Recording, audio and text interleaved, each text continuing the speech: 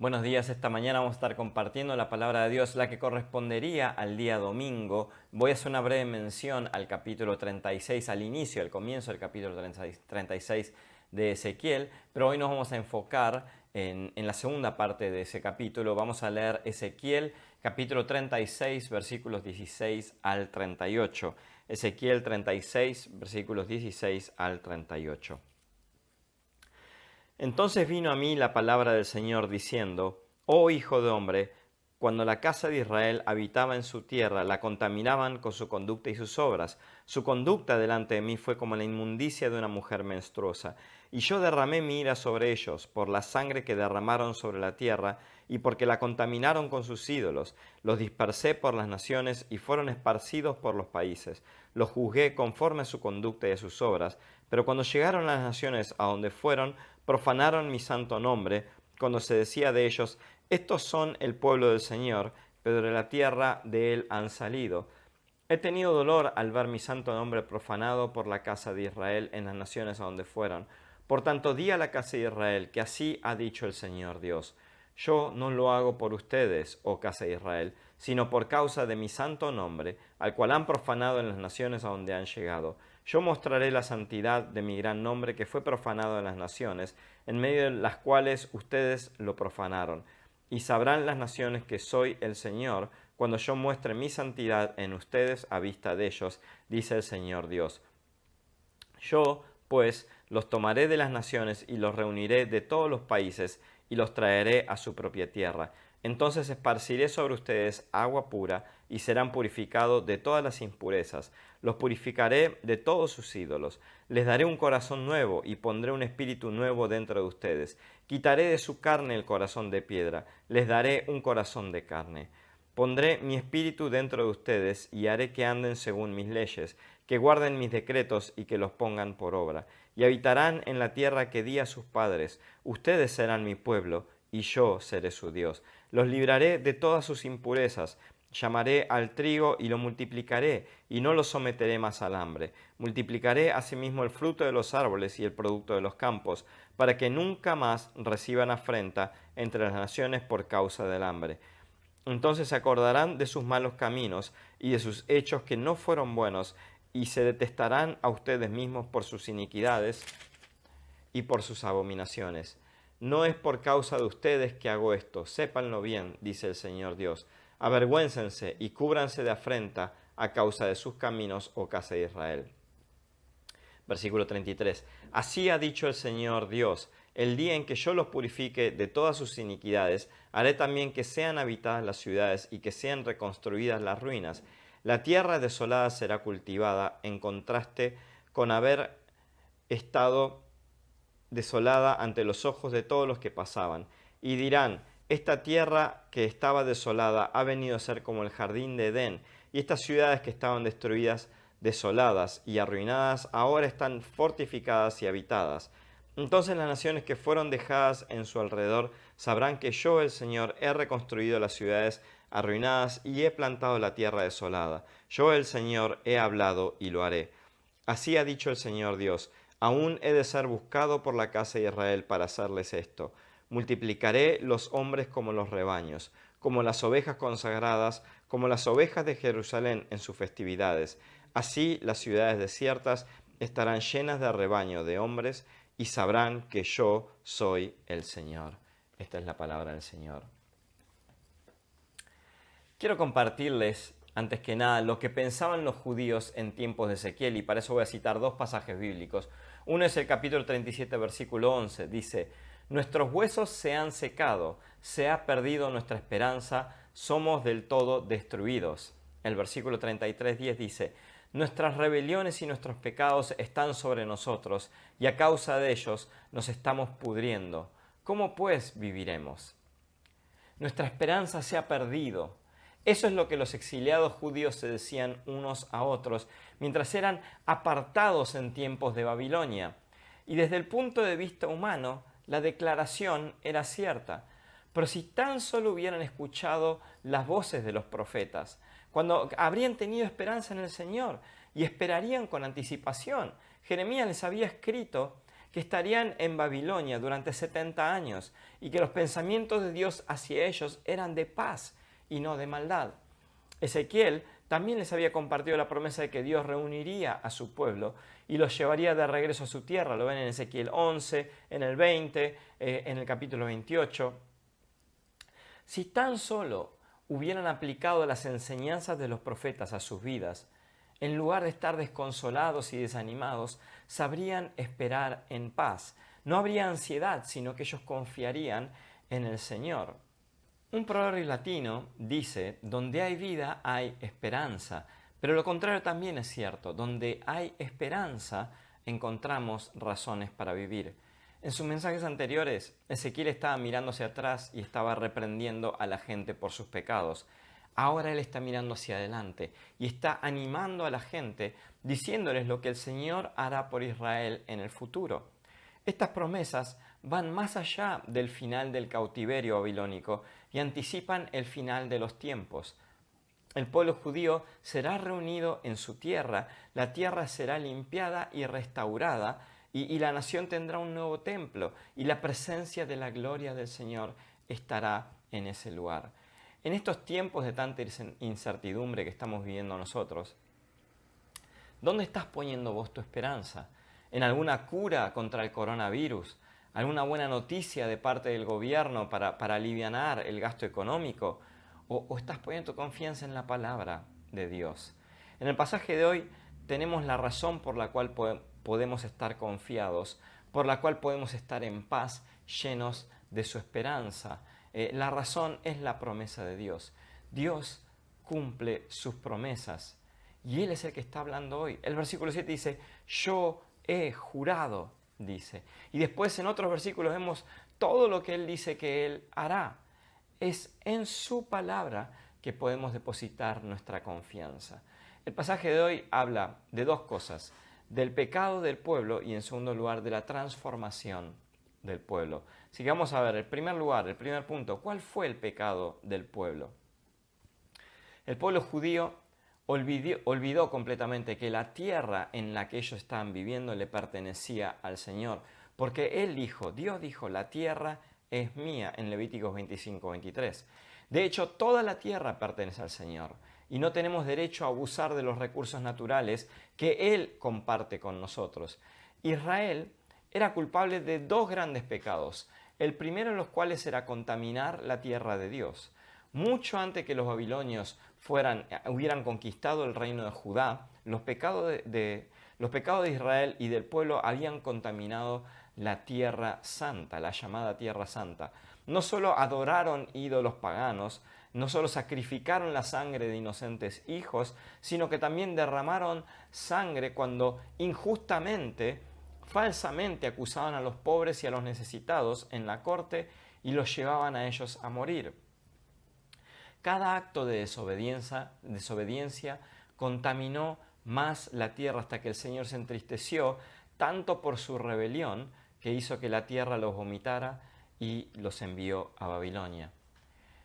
En nuestro mundo contemporáneo nos preguntamos cuánta tierra está siendo contaminada por la destrucción de bebés inocentes, los asesinatos de personas inocentes y el desprecio general por las leyes del hombre también y la ley de Dios. Cuando pensamos de esta manera, el mundo de Ezequiel no está tan lejos de nuestro mundo. Su segundo pecado fue proclamar el nombre de Dios, el profanar el nombre de Dios ante los gentiles. Ezequiel 36, 20 al 23. Ya era bastante malo que hubieran contaminado la tierra de Dios, que Él les permitió disfrutar, pero también profanaron el santo nombre de Dios, en lugar de ser buenos testigos adelante de los gentiles, donde Él los envió. En lugar de marcar una diferencia, ellos optaron por adoptar sus formas. Durante el exilio hubo un remanente piadoso que permaneció fiel al Señor, pero en general los judíos tendieron a olvidar su llamado como pueblo de Dios. 5 veces en este párrafo se nos dice que los judíos profanaron el nombre de Dios ante los paganos, ante quienes ellos habían sido enviados para hacer luz en medio de ellos. A pesar de su desobediencia, Esta era una gran oportunidad que Dios les había dado a ellos, a los judíos, para representarlo a Él ante los gentiles, al Dios verdadero, al Dios vivo. Pero no, los judíos fueron separados de su templo, ahora destruido, y de las cosas necesarias para la adoración judía, pero el Señor todavía estaba con ellos y podía ver sus corazones. Todavía tenían la ley, tenían a los profetas y podían meditar en la palabra de Dios y alabar al Señor, pero no guardaban el día de reposo.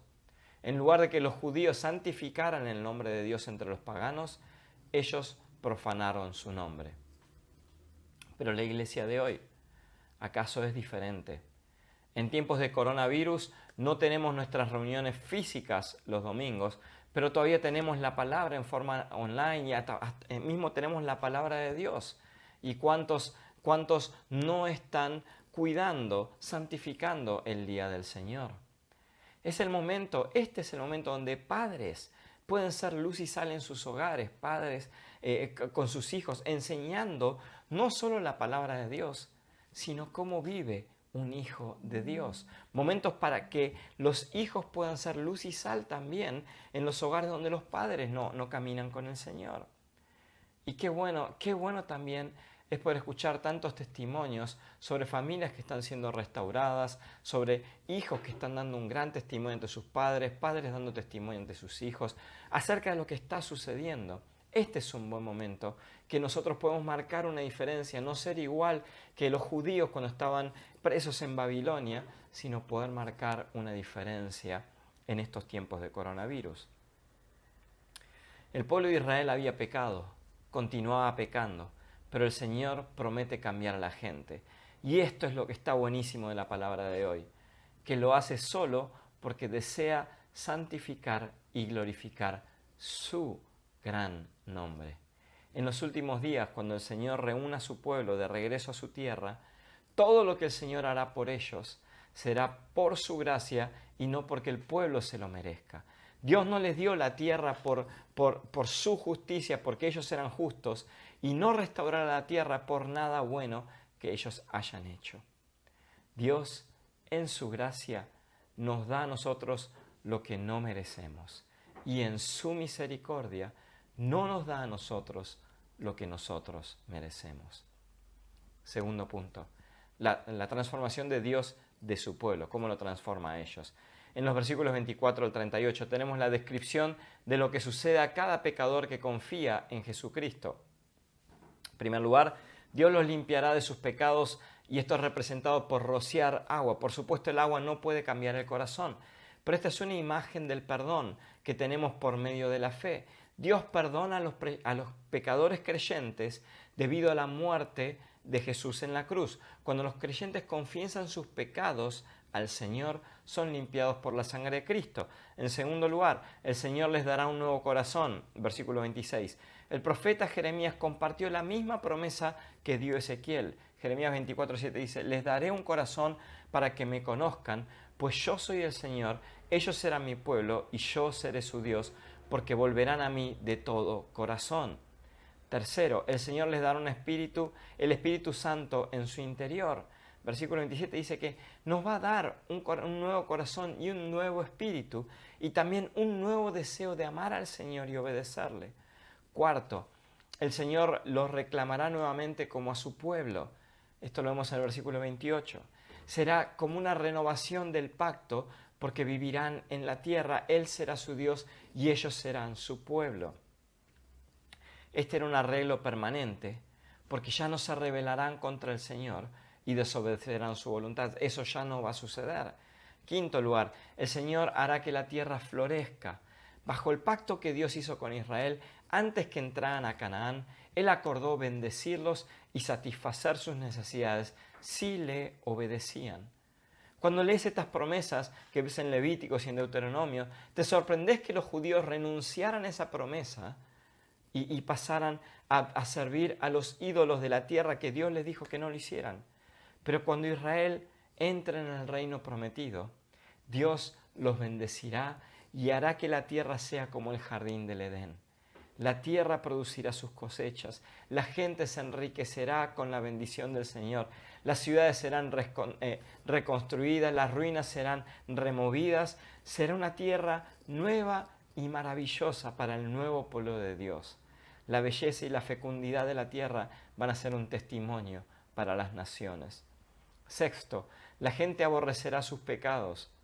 Hay algunas personas que recuerdan sus pecados y los disfrutan nuevamente en las profundidades de su imaginación. Al recordar los pecados de ellos, como dice, me acuerdo cuando hacía eso, y lo disfrutan. Cuando los verdaderos hijos de Dios recuerden su desobediencia pasada, se van a avergonzar de sí mismos y se aborrecen a sí mismos por lo que han hecho al Señor, a ellos mismos y a los demás. Si tenés el Espíritu adentro tuyo, entonces un fuerte deseo de alejarte del pecado va a empezar a crecer adentro tuyo. Una séptima bendición es la comunión con el Señor, versículo 37. Bajo el nuevo pacto la gente tendrá comunión con el Señor y podrá adorarle. La octava bendición será la multiplicación de la población. Como en el capítulo 34, Dios representa a su pueblo como un rebaño de ovejas y cada pastor quiere aumentar su rebaño. La población judía se redujo enormemente durante la invasión babilónica, pero el Señor bendecirá a su pueblo y hará que sean fructíferos y que se multipliquen. Y finalmente, como resultado de todas las bendiciones, el Señor será glorificado. Israel no glorificó a Dios en su tierra o en el templo, ni lo glorificaron en los países en los que estaban dispersos. Pero llegará el día en que Dios será glorificado por su pueblo y la gloria del Señor volverá a la tierra. Si sos un creyente que ha nacido de nuevo, entonces tenés que ver un paralelo entre esta historia que ves en Ezequiel y tu propia experiencia de fe en Jesucristo. El Señor nos ha lavado, el Señor nos ha dado nuevos corazones y nos dio a su Espíritu Santo en nuestro interior. Debido a esto tenemos que tener un odio sagrado en contra del pecado. Tenemos que tener el privilegio de la comunión con Dios y la oración por nuestras necesidades. Además, un deseo interno de querer hacer su voluntad. Dios quiere que nuestras vidas sean abundantes y fructíferas para que glorifiquemos su nombre. El Señor nos hizo parte de un nuevo pacto, de su nuevo pacto, para que nuestra unión con Él a través de Cristo sea eterna e inmutable. Este es el Salvador que tenemos. ¿En qué lugar te encontrás hoy vos? Todas estas bendiciones son para nosotros en Cristo Jesús. ¿Estás viviendo como los judíos en desobediencia o caminando junto con el Señor, disfrutando de una relación llena y fructífera en Él? Es mi anhelo que durante esta cuarentena todos podamos apreciar las grandes bendiciones de Dios para nuestras vidas y que vivamos una vida que glorifica su santo nombre. Vamos a orar. Señor, en esta mañana podemos ver por un lado la maldad de nuestros pecados, podemos ver por un lado nuestra rebelión, podemos ver cómo el mundo no se diferencia mucho del mundo en tiempos de Ezequiel, donde está siendo profanada la tierra, está siendo profanado tu nombre. Te pedimos perdón, Señor, por nuestros pecados, por los pecados de nuestro pueblo, por los pecados del mundo. Y te pedimos, Señor, que vengas pronto a reconstruir todo esto, que la maldad pueda ser erradicada al fin. Pero antes que eso suceda, Señor, que todos tus hijos, los que fueron llamados en tu nombre, todos puedan conocerte, entregarse a ti, adorarte, puedan experimentar esto que Ezequiel está hablando hoy acerca del perdón, la restauración, cómo tener un nuevo corazón y cómo poder buscarte nuevamente a vos y vivir una vida que te glorifica. Señor, en esta cuarentena te pido que nos ayudes a todos en nuestros hogares a ser luz y sal. En el lugar donde estemos, a que nuestra esperanza no esté puesta en alguna promesa del gobierno o alguna vacuna o lo que sea, sino que nuestra esperanza esté puesta en vos. Y que nuestro gozo, nuestra plenitud, venga de la abundancia que tenemos en vos. Señor, para que todo el mundo pueda conocer que vos sos un Dios vivo y poderoso, que vos sos Salvador, y que todo, Señor, toda rodilla va a doblarse ante ti. Te amamos, Señor, y te damos toda la gloria. En el nombre de Jesús oramos. Amén. Amén.